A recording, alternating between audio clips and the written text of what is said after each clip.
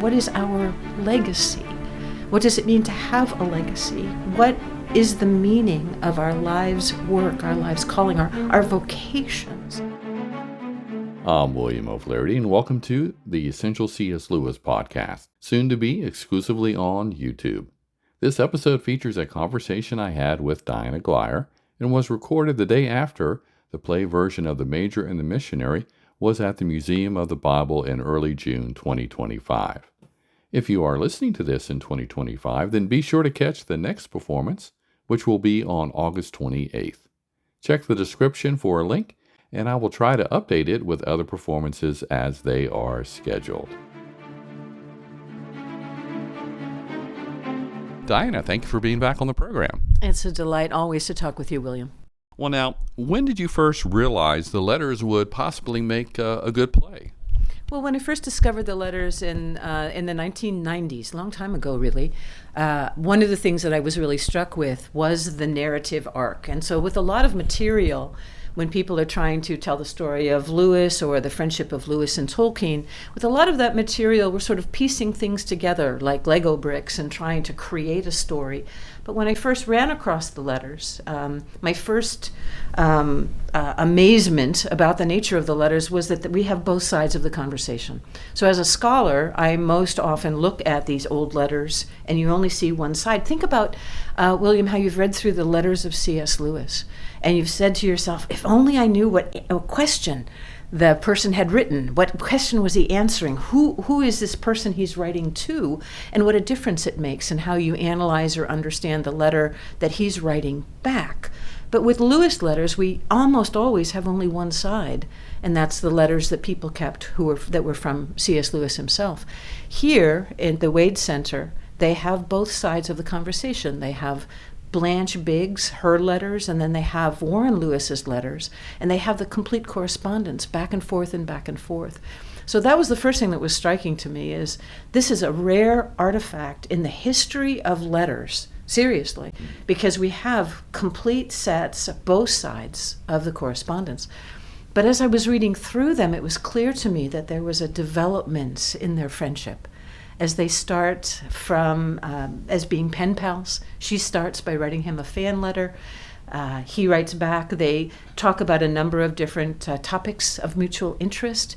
But then, because she goes through a crisis at the hospital, the friendship deepens from pen pals to confidants. And this is really, really clear. Just as I was reading through the letters, I didn't need to add a narrative or arrange a narrative. It was there. And then after a time, you can see in the sign-offs of the letter, they go from very formal, sincerely yours, right, to affectionately yours and with affection. And you know a little bit about Major Warren Lewis, this retired Army major, and the fact that in the later letters, he's signing off affectionately yours, or yours affectionately, and using his first name, Warren. So the story was already there. I recognized it right away. And so the play and the book that I edited, collecting all the letters together, sort of developed simultaneously, because these are people worth knowing and also a story worth telling. Well, now, besides some obvious things that you wouldn't maybe include for the play version, like I ate fish today or something, what was there any particular process, or how did you decide what letters to include and what not to when converting it to a play version? Yeah, that was really a challenge, because I wanted to give the flavor of their everyday life, but I wanted the narrative, the story itself, to be very clear. And so there's a lot of discussion in the letters of side trips and meeting with various individuals, that if that was included in the play, it would have cluttered up the story. And so just trying to find out what are the bones of the story itself. And then I did a little bit of editing. The words in the play are the same, are their words. But sometimes, how how can I explain this? The way that we hear something with our ear and the way we read something with our eye is a little different. And so I simplified some of the sentences, might have taken a sentence and then broke it up into 2 sentences or 3, just for clarity of hearing. Every now and then changing the word order or something like that, or because some of the letters crossed in the mail, there was a little bit of work to kind of pull some of the story elements back into their actual time sequence. And so I did a little bit of that. Otherwise, it felt like in some ways there wasn't a lot for me to do, but just to really elevate and highlight the story itself, particularly the way that their relationship continued to grow and change over time. Well, now, was there any content that you cut, didn't include, that you wish maybe you could have included, a time factor, or how did that go? Yeah, one of the things that they're very, very concerned about are the historical events that are unfolding during the time period, the 5 years that the letters cover. And one of the biggest events of that time are the difficulties of the Troubles. Now, the Lewis brothers, of course, born and raised in Northern Ireland. And so they're very, very concerned about the bombings, the shootings, the riots, the police action that's happening up in Ulster. And there's a bit more in the letters themselves about Ulster than shows up in the play. It's mentioned in the play at a couple of points, but the story of the Troubles is complicated. And I would say that most of the people who would come to see the play are not that familiar with the riots and the difficulties that persist to this day in Northern Ireland in the struggles between Protestant and Catholic factions. So I would say that that was one thing that I thought, since we can't do this thoroughly, we can't do it well, I'm going to need to leave some of that out. So folks who are interested in that can see those letters more clearly in the collected letters in the published book version. And there's some discussion of that in both the introduction and the afterword to that book. I think the Troubles are important for us to understand if we really want to understand the Lewis brothers. But I thought it was a bit too complicated, almost a story in and of itself. And so I didn't include much of that in the play. Speaking of what to include, not to include, did you find that you had to force any aspects about C.S. Lewis, the brother of Warnie, the more famous one, or it was something that naturally came out of the way the letters went? Well, obviously, both Blanche Biggs and Warren Lewis are great fans of C.S. Lewis, and the references to Lewis's work are just all the way through. They're rife in it. But I think one of the distinctives of this particular story is that it is an opportunity to really showcase Warren Lewis. Warren Lewis lived in the shadow of his brother. Even after Jack's death, Warren took on the task of answering letters 2 or 3 hours a day constantly. And so I think maybe one of the first things that arrests our attention as we think about this correspondence and it's examined in the play is here is a time when Warren Lewis is sitting down, bringing in the mail, going through letter after letter, all addressed to C.S. Lewis. And this is after his death, right? People are still writing to C.S. Lewis, asking questions about his life and his books. And Warren Lewis is faithfully answering those letters, mostly on the same day that they're received. What would it be like for someone like that, who's been doing this year after year during Lewis's life, but also after his death, to get a letter that's addressed to him? So I think about it. I think about him getting this letter addressed to Warren H. Lewis, not to C.S., and him just sort of being a little taken aback, but then assuming, this is just another letter. They just know that I'm serving as secretary. This letter from Blanche Biggs, though, he opens it, and it is, in fact, a letter to him. And that sense of being seen and known, the very first letter that kicks off the whole story is Blanche's letter to Warnie, asking him some questions about the work that he did as an editor in the letters of C.S. Lewis, that first slim volume of letters that was edited by him. And she admires his work. And then she says, but there's a question behind my interest in your work as an editor. And her question is, how did all of these letters survive? And then she admits, well, I've got a selfish reason for asking. Blanche describes herself as a hoarder and says that she's got quite a collection of letters and papers that she's gathered together, and she's thinking about having a grand old bonfire and just burning the lot. And she says very poignantly, she assumes that no one is ever going to be interested in her remote work in a remote area in Papua New Guinea. But then she has this wistful little phrase in there where she says, but perhaps someday there'll be someone who's interested. And you have to imagine me sitting there at the Wade Center, going through these letters and seeing this idea, perhaps someday there'll be someone who's interested. And I just wanted to shout right there in the library, Blanche, I see you, I'm interested, I want to know your story. And the excitement, I still get chills thinking about that moment. It was very touching for me. And you know that most of my work has focused on Lewis and Tolkien, on creativity and collaboration. But the more I read this particular set of letters, the more I just fell in love with Blanche Biggs and became interested in her story and recognized that there are thousands and thousands of missionaries who are toiling in obscurity, in profoundly difficult circumstances. And Blanche, for me, stands in place as an opportunity to highlight their sacrifice and their work for the gospel. Mm. This was not the first time ever the play has been performed, whether it be maybe a table reading that was presented, but when was the first performance, and what was your reaction to seeing it come to life, even if it was maybe a reader's version? This, I think, is the 17th or 18th performance of the play, and we've done it from coast to coast. We've done it all over. We had a great time in Nashville with the performance. We've done it in Massachusetts, did it in Texas, in California. So we've done it all over, and we're excited to be going to Belfast next month, and it'll be performed there. And that particularly is very poignant to think about, bringing this story to Belfast. The first performance was...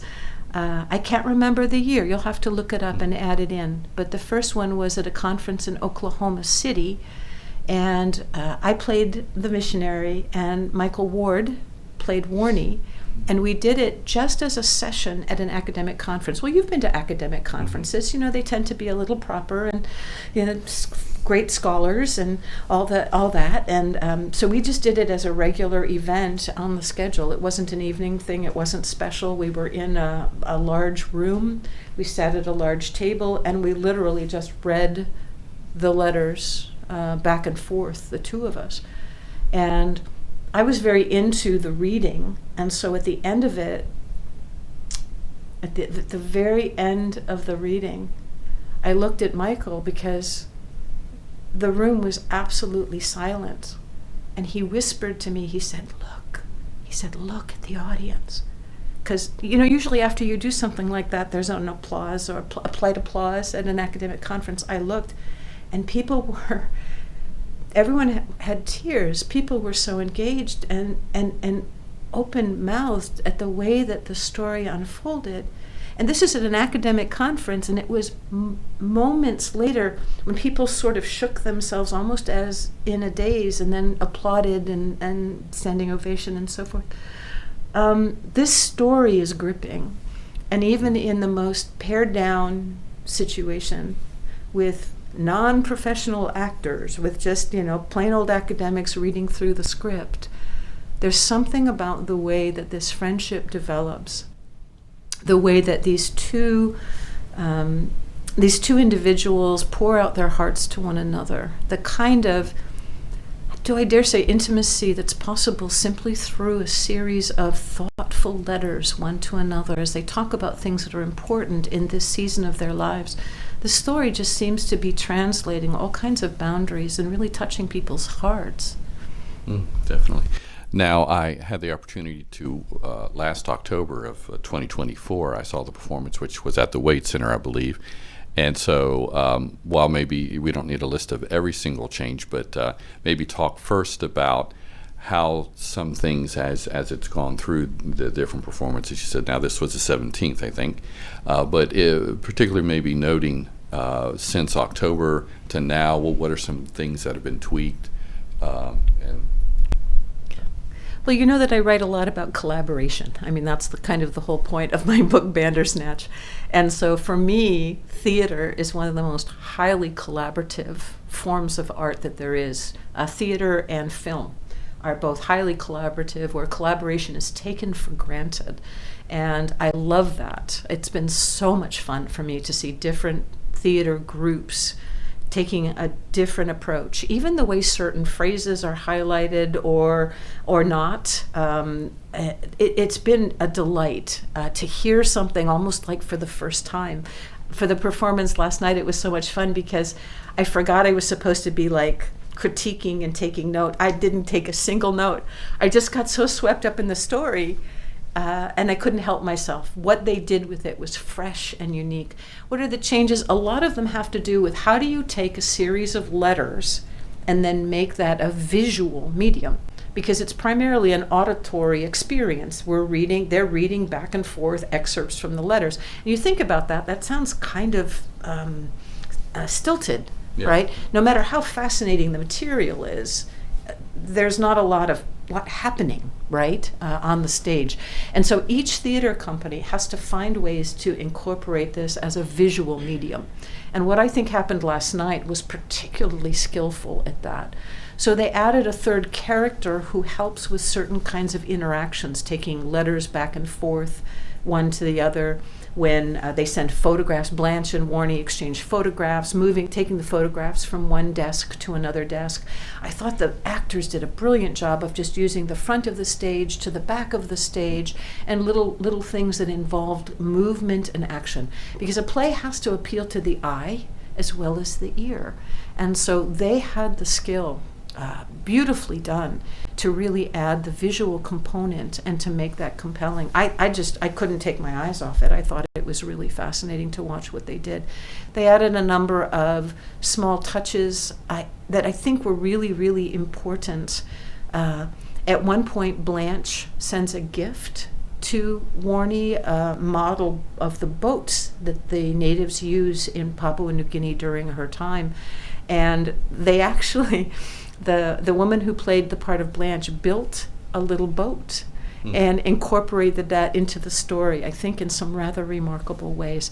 And so these are the things that a skilled acting troupe brings to the story. I can only write the script, that's my gift.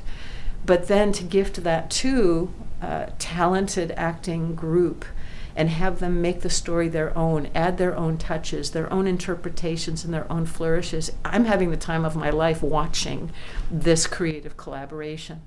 Okay. Well, you've partly answered the next question that I had, and then I had a chance to talk with the Mark Lewis afterwards.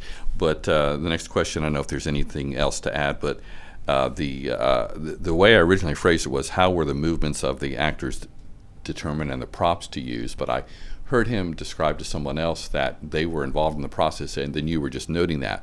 But I didn't know if you wanted to say anything else about that in terms of, what all that was involved, like rehearsals before you came here or this week before the performance. How was that? Can you tell us more about that collaboration? Sure. We met on Zoom and talked a little bit about different aspects. They had read the full set of letters so that they got the bigger picture of the story, which I really appreciated. I think that makes a big difference. So they didn't rely just on the script as I gave it to them. They also relied on the larger picture, and I think that helped to inform some of the decisions that they made. We met briefly right before the play just for a little bit of encouragement and prayer, and I gave Kaylee a Papua New Guinea coin that I had gotten for her, and I gave Mark a pocket full of British money to put in his pocket, just to add that little touch of verisimilitude to the performance itself.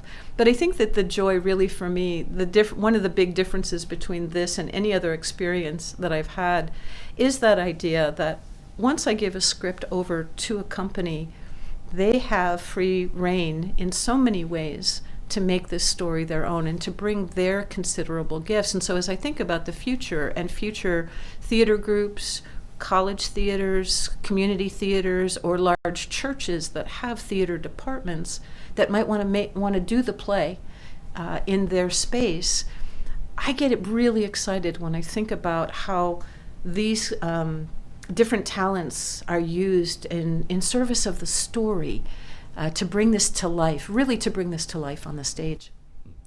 Now, I think maybe afterwards Mark addressed this, but go ahead, touch on it briefly here at least. In terms of decisions about what to do or not to do, he referenced, and I didn't even think about it, that he chose not to do a English accent. I didn't know, was that a long deliberation or just like, or... Every time we've done it, people ask, should we do accents? So Blanche Biggs, the missionary, grew up in Tasmania, and now she's serving in Papua New Guinea. Right? He's Ulster, Northern Ireland, but through his army experience, he ends up, Warren Lewis ends up with a pretty standard British accent. So every acting troupe is asked, should we do the accents or not? And my conviction on that is, if you have an accent, use it, but don't adopt an accent. Because I think an accent, no matter how skillfully imitated, can get in the way of the audience.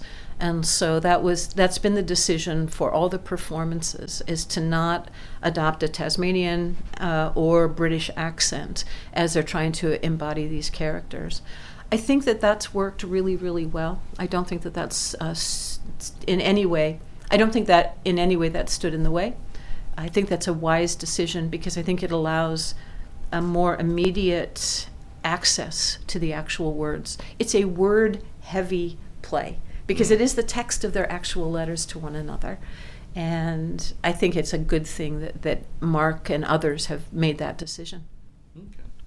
Well, now, how did the decision or the invitation come to have this play here at the Museum of the Bible, which is where I'm at right now when I'm doing this interview with you? Well, welcome to the Museum of the Bible. What happened was, so there's a special Lewis exhibit here at the Museum of the Bible right now.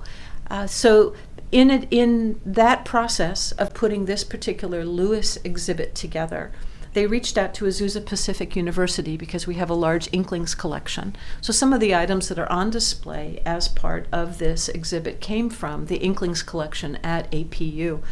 So I was in conversation with the folks who are putting the exhibit together. Well, as you know, because you've seen the exhibit, one of the items in that exhibit is Warnie's typewriter. So the typewriter on which he typed the letters to Blanche and to others, it's here. And grateful to the foundation for making that available.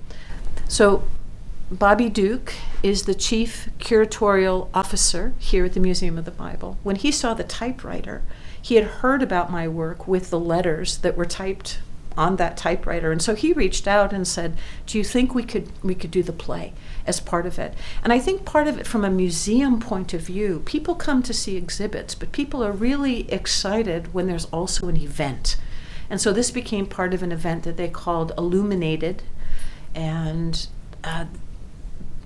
Bobby Duke wanted to incorporate some kind of a theatrical or performance aspect to this special night in collaboration with the C.S. Lewis exhibit. So what is some of the reaction or feedback that you've received from people who have seen the play? One of the things that's fascinating to me, we saw it again last night, is that this play seems to reach people no matter what their age is. And so when we did it at Azusa Pacific University, and I had a room absolutely stuffed full of 18 and 19-year-olds, they were mesmerized. I don't even know how to explain how they were locked into this. And afterward, they were absolutely bewildered. How can people who are so far apart write letters to one another when it takes 2 to 3 months for a letter to get from one place to another, from Papua New Guinea to Oxford and back again? What is this letter thing, and how does it work? Because they're so used to texting or immediately popping on a Zoom or having this immediate kind of conversation. One of the things that's been fascinating is for younger attendees, for them to understand what a letter actually is, because their frame of reference is a text right? Or maybe an email. And think about it. Both of those are forms of conveying data. They're not really ways that we share who we are. We're so auditory. We get on our phones, we get on a Zoom call when we really want to talk about something of importance or when we want to unpack something at length. So for younger audiences, there's been a fascination with the warmth, the candor that they see in this written text back and forth between these two individuals. For older adults, I think that a lot of them have felt a kind of kinship, because so much of this play is about legacy. Remember, right at the very beginning, Blanche asking, will anyone care that I was here? Will anyone ever know who I am or what I even accomplished? Are any of my papers of any use at all? What is it all meant? Those kinds of questions. We all ask those questions at some time in our life. And bringing this to the stage, I think, not only is an opportunity to celebrate Blanche and her accomplishments and to rehabilitate our understanding of the kind of person that Warren Lewis was, but it's also an opportunity for all of us to reflect. What is our legacy? What does it mean to have a legacy? What is the meaning of our lives' work, our lives' calling, our vocations? And what does it mean to tell these stories? And so I think that young and old both respond to the poignancy of this story in different ways for different reasons. But it's been very gratifying to see that, unlike a lot of theater, this particular play seems to have a very broad and enthusiastic audience. Again, I'm William O'Flaherty from EssentialCSLewis.com. Thanks for listening to my interview with Diana Glyer, author of several books related to C.S. Lewis. This show talked about the play version of a book she edited entitled The Major and the Missionary. Don't forget, if you are listening to this before August 28, 2025, then you can see the play version at the Museum of the Bible. See the description for details. You can also find links to Diana's books and other interviews I did with her. As mentioned at the top of the show, this podcast, formerly known as All About Jack, is simply called the Essential C.S. Lewis Podcast. All new shows will only be on my YouTube channel of the same name. EssentialCSLewis.com is my website, and you can find a variety of information there, as well as keep up with the releases of new episodes. Please consider liking and sharing this episode with others. Also, check out my latest book. In 2025, the Screwtape Letters Handbook came out. It is aimed to help a person privately study the classic book by Lewis, but it is also useful for small groups as well. Kindle Unlimited members can get the book for free. In 2018, the Misquotable C.S. Lewis was released. It examines 75 quotations credited to him that he either didn't write or are paraphrases of something he did or without the context could be misunderstood. Again, thanks for listening to the Essential C.S. Lewis Podcast. I'm William O'Flaherty.